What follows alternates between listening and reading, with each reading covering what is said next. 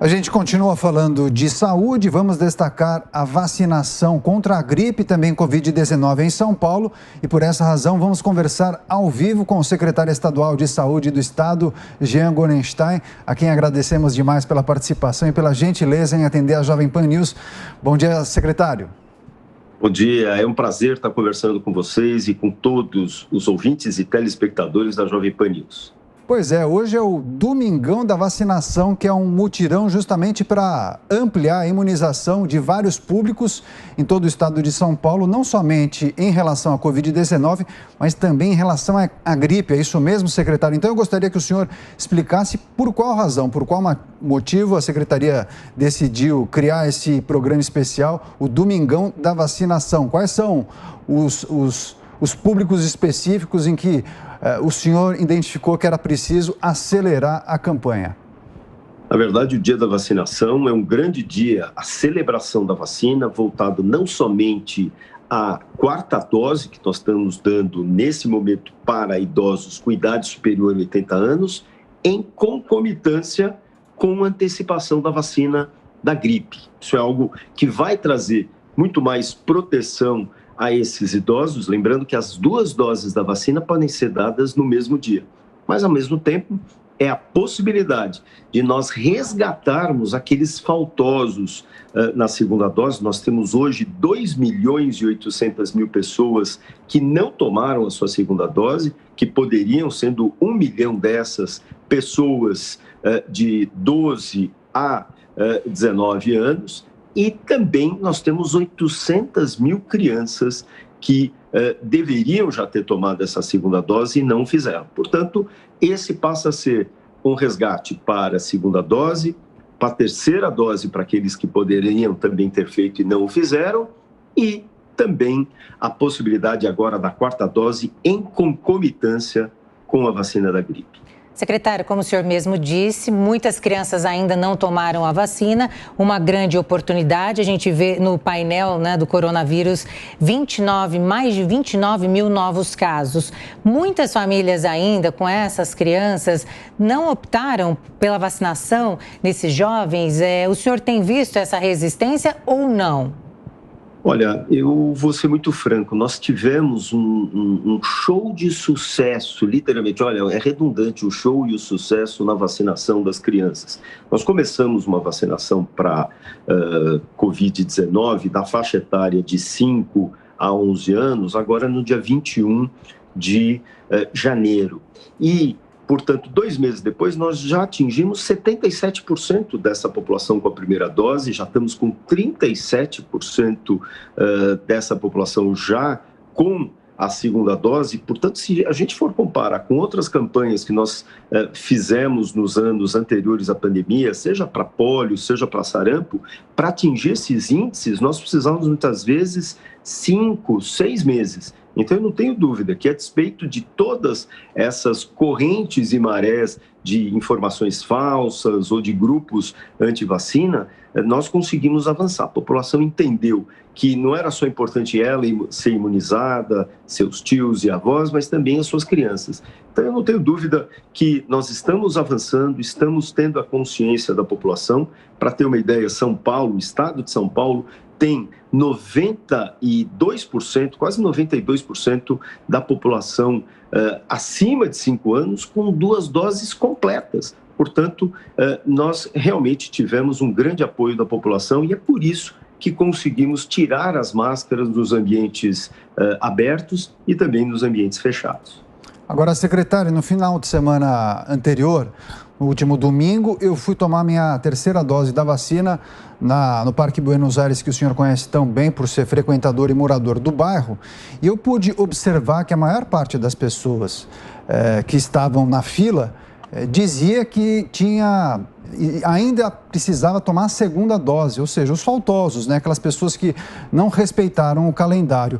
O quanto esse comportamento, essa falta de cuidado em relação a respeitar o dia em que o agente de saúde disse que ele deveria tomar a segunda dose ou mesmo a terceira dose, o quanto esse comportamento acaba prejudicando esse esquema e essa organização da secretaria. Podemos observar um crescimento no número de casos por conta desse tipo de comportamento? O grande problema é que essas pessoas elas não estão devidamente imunizadas, devidamente protegidas. E é por isso que nós conclamamos, através desses dias, que nós fizemos o dia C, o dia D, hoje o grande domingão da vacinação, para resgatar essas pessoas. Nós vimos que hoje, das pessoas que infelizmente perderam as suas vidas nas unidades de terapia intensiva, 86% não tinham o seu calendário vacinal completo ou sequer tomado a primeira dose. Então é importante que para que eu esteja devidamente protegido, devidamente imunizado, eu deva seguir todo o meu calendário, tomando a segunda dose, tomando a terceira dose, e para aqueles indivíduos que são imunodeprimidos e também os idosos, a quarta dose está aí para protegê-lo de uma forma muito mais garantida. Secretário, e o idoso que for tomar a vacina da gripe, ele pode tomar simultaneamente da Covid-19 a quarta dose? É importante falar isso. Muito bem perguntado, porque no início nós ainda tínhamos aquele receio se a concomitância da dose da Covid com a gripe ou da gripe com a Covid deveria ser feito no mesmo momento. E a gente pedia, se você tomou uma ou outra, deixe 15 dias para intervalo. Nós percebemos que isso não era necessário. Não perdeu-se efetividade, não se mostrou nenhum quadro de reação e, dessa maneira, as duas doses da vacina estão sendo dadas de forma concomitante, com absoluta segurança e com grande proteção, tanto para a gripe quanto também para a Covid. É importante lembrar que essa vacina da gripe, ela contempla 3 vírus. Nós temos 2 grupos de influenza A e o influenza B. Do influenza A, 2 são o H1N1, que está circulante no nosso meio, e o H3N2, que é exatamente aquele que teve a sua passagem aí algumas semanas atrás e trouxe um grande número de casos. E também o próprio influenza B. Dessa maneira, nós temos 3 vírus sendo contemplados nessa vacina e protegendo aí sim a nossa população, principalmente a população mais vulnerável, que é aquela que tem risco de desenvolver formas graves e, infelizmente, perder a sua vida. Agora, secretário, tem um outro aspecto que eu gostaria que o senhor destacasse para a nossa audiência, que diz respeito à pandemia, não necessariamente em relação a essa campanha que nós estamos tratando hoje, o Domingão da Vacinação, mas faz 10 dias que o governador de São Paulo anunciou a flexibilização do uso de máscaras, inclusive em ambientes fechados. Já há algum tipo de informação, algum tipo de levantamento da secretaria, se houve impacto nos sistemas de saúde, houve um aumento no número de casos, não houve, as perspectivas são de continuidade nessa medida. Muito se fala sobre a possibilidade do aumento de casos em função desse cenário que tem sido observado na Ásia e também na Europa. Gostaria que o senhor tratasse dessa questão, por gentileza. Importante lembrar que quase 92% da nossa população elegível está protegida com a vacina, com o esquema vacinal absolutamente completo. Isso que fez com que, avaliando-se a queda contínua e persistente das internações, das mortes e também dos casos, nós tivéssemos a segurança de retirar também as máscaras nos ambientes fechados.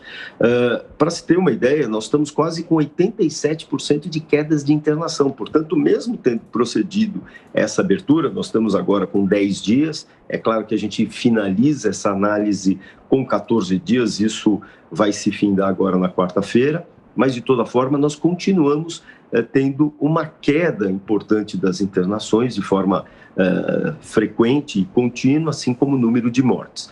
Nós lembramos que a vacina ela se propõe a proteger formas graves e fatais.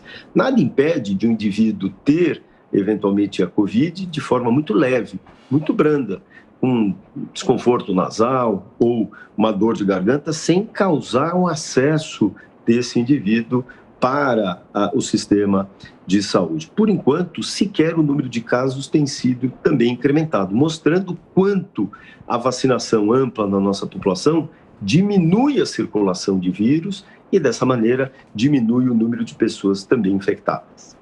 muitos especialistas, secretário, falam que essa não era uma boa hora ainda, né, para retirar a máscara. A gente vê nas ruas também, em vários locais, muitas pessoas ainda usando a máscara. Eu acho que é um período ainda de adaptação, as pessoas se acostumando em retirar a máscara, mesmo que outras queriam muito este momento. Para o senhor, usar a máscara ainda é muito importante em locais fechados, em locais aglomerados. Afinal de contas, a gente vai conviver com a Covid-19 aí para o resto da vida, né? Certíssimo. Essa, inclusive, foi uma das considerações que nós fizemos na retirada das máscaras em todos os ambientes, para que alguns grupos ainda se mantivessem de máscara. Afinal de contas, nós temos ainda a presença do vírus no nosso meio e nós não podemos desconsiderá-lo. Então, nós pedimos para que idosos, pessoas portadoras de doenças crônicas, pessoas com problema na sua imunidade, câncer, que estivessem fazendo grávidas e puérperas, que são aquelas mulheres que deram à luz nos últimos 45 dias, que se mantivessem com o uso de máscara a despeito da imunização. Porque dessa forma nós teríamos a garantia de uma proteção maior também para esse grupo. E dessa forma as pessoas estão seguindo, estão fazendo, a gente viu na reportagem há pouco das idosas mantendo a utilização da máscara a despeito de terem feito essa imunização. Mas esse era o momento que lá em 17 de janeiro, quando nós vacinamos a primeira brasileira aqui em São Paulo, Mônica Calazans, o nosso alvo, o nosso objetivo era vacinar 90% da população elegível. E nós atingimos, como disse, 92% com vacinação completa. Quando a gente usa esse número é dado tanto pela Organização Mundial de Saúde, como meta, como pelo próprio Ministério da Saúde. São Paulo foi o primeiro de largada que conseguiu fazer isso e se mantém como o primeiro, deixando muito distante vários estados. Infelizmente, como brasileiro, nós nos ressentimos a isso. Mas é exatamente essa proteção da nossa população, como disse, que permite não só a proteção delas, como também a diminuição da circulação do vírus na nossa população. Nós temos que entender que proteger a população é fundamental, principalmente porque mais de 80% do planeta, do mundo, não está adequadamente vacinado. Aliás, muitos sequer vacinados. E com isso, no mundo globalizado, a tendência de chegada de novas variantes também é possível.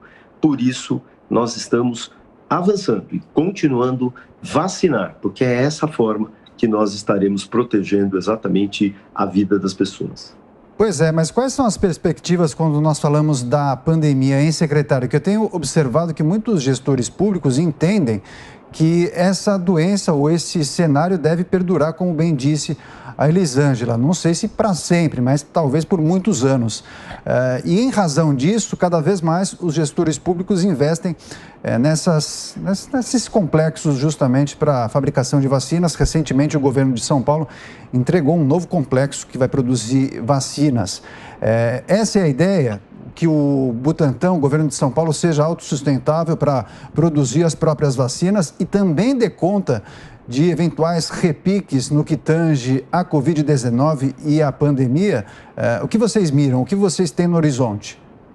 Sem dúvida alguma, se nós tivéssemos o mundo protegido, nós diminuiríamos a chance de circulação de novas variantes e do próprio vírus. Infelizmente, não é uma realidade. Muitos países pobres, especialmente do continente africano, do leste europeu, principalmente agora, com relação a todas essas questões da guerra da Ucrânia e Rússia, e também a própria Ásia, tem em algumas regiões um grande número da população não vacinada. Então, óbvio que os países ricos têm que olhar e têm que ver que para que nós estejamos pensando em terminar com a pandemia, há necessidade sim de nós vacinarmos o mundo e não apenas alguns países. E essa ótica é exatamente que o governo do estado de São Paulo, sob a liderança do governador João Dória, faz no sentido de ter trazido uma nova fábrica do Butantan, uma fábrica que tem um complexo multipropósito, não só de produção de mais vacinas para Covid, mas também para hepatite A, para Zika, futuramente chikungunya e também para a raiva. Isso vai ajudar não só nós produzirmos vacinas para o Brasil de forma continuada, mas também poder ter a oportunidade de estar ofertando essas vacinas para o mundo e dessa forma ajudando e colaborando nessa necessidade de contenção das doenças infecciosas preveníveis com vacinação. Agora a gente vê uma melhora no cenário epidemiológico, mas uma previsão, vamos dizer assim, uma expectativa, quando deixar de ser pandemia e virar endemia? Existe essa expectativa? É breve ou não? Eu acho que a gente tem que primeiro conceituar um pouquinho o que é endemia e o que é pandemia. Quando nós temos um vírus endêmico, nós estamos falando que ele está situado numa determinada região e circulante. Então, ele está endêmico, tanto o vírus da gripe, ele está circulando sem causar uma elevação de casos. Neste momento, o vírus da própria Covid, ele está endêmico. Nós não temos uma epidemia com impacto de aumento do número de casos, com impacto do aumento de internações. Mas essa é a ótica local do Estado. Quando nós olhamos os outros estados, nós percebemos que ainda existe elevação de casos, ainda um número elevado de internações. Portanto, nesses estados, nós ainda temos epidemias localizadas. A pandemia, ela é um quadro de epidemia nos vários continentes. E, infelizmente, o mundo vive uma pandemia. Nós não podemos afastar. Infelizmente, seria ótimo mudar essa nomenclatura, mas não é hora. Porque quando nós fizermos isso, nós abaixaremos a guarda, tanto em vacinação, quanto numa série de protocolos de atenção, e isso acaba colocando em risco a nossa população. Isso nós não podemos deixar. O domingo de vacinação contra a Covid, também contra a gripe, em destaque na entrevista com Jean Gorenstein, secretário de Saúde do Estado de São Paulo. Agradecemos demais, tratamos de vários assuntos também, as perspectivas para a pandemia.